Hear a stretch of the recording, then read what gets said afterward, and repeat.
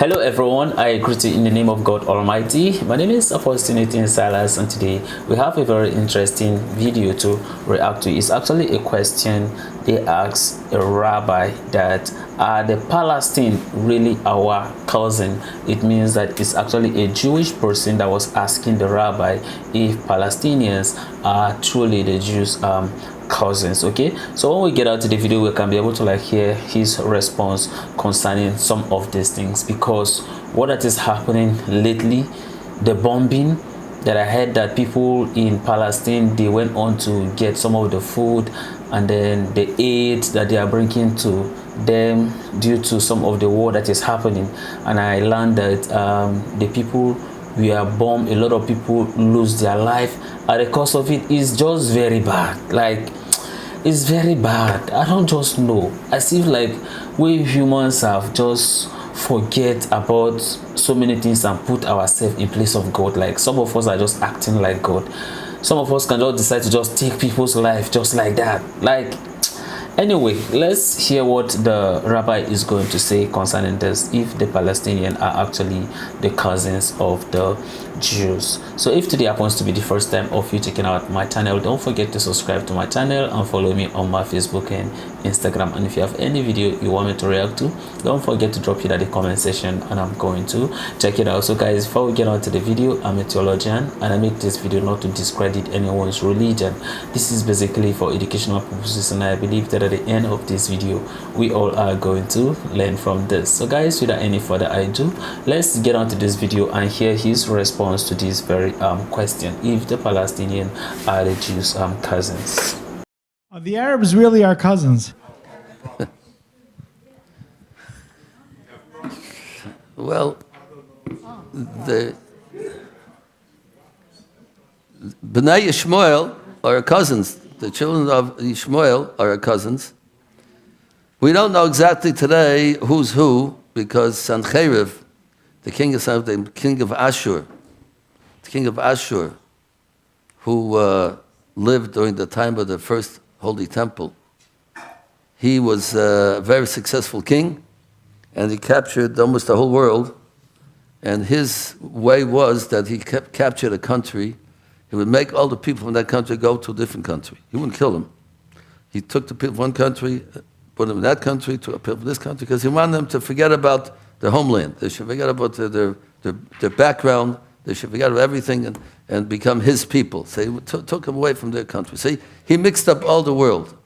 So we don't know exactly the nations of today of the world, exactly who's who anymore.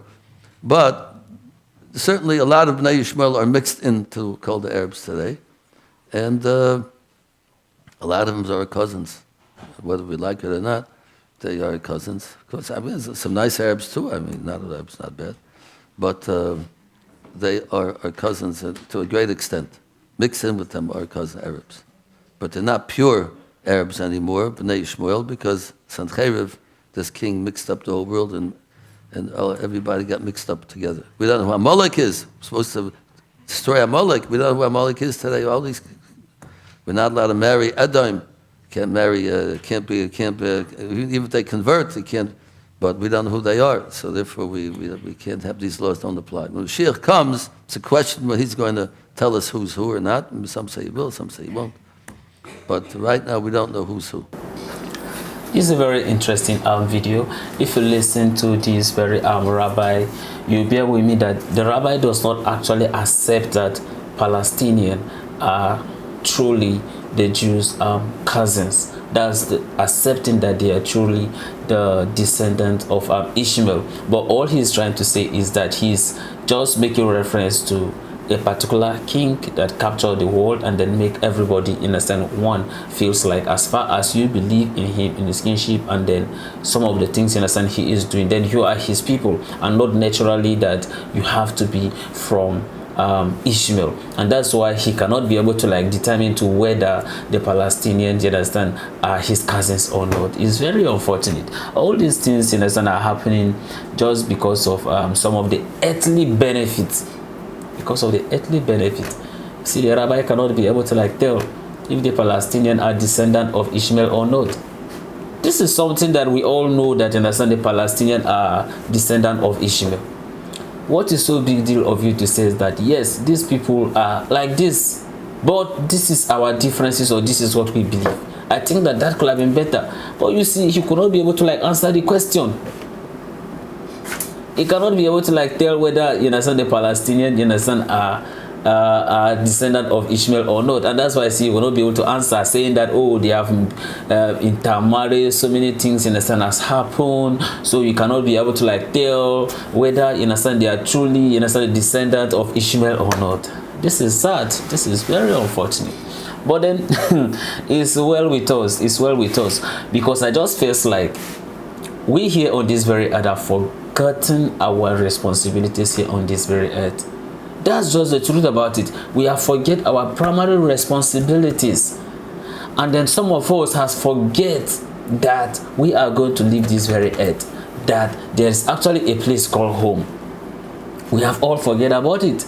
And that is why everything that we keep fighting one another is based on what? Material possessions.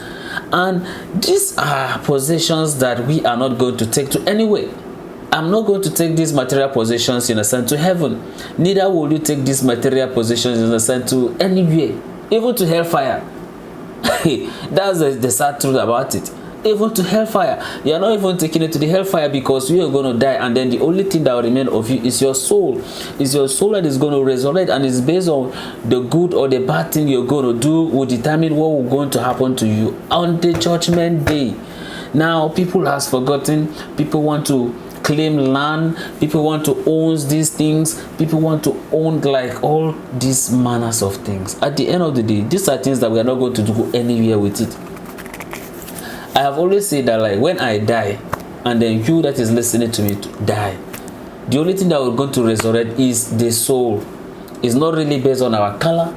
It's not really based on our body, how we look, our body shape, or how we talk and all. No.